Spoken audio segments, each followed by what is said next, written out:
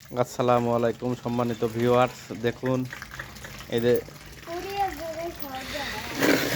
একটি গৃহিণী তার হাঁসের খামার, মুরগির খামার এগুলো নিয়ে তার দুশ্চিন্তা সে দূর করে, তার অভাব অনটন দূর করে, তার শীতের পোশাক, পাঁচ জুতো, তারপরে গহনা থেকে শুরু করে হতদরিদ্র সংসারের থেকে স্বাবলম্বী সাংসারিক হয়ে উঠেছে একজন বড় ভালো সফল হাঁসের খামারি।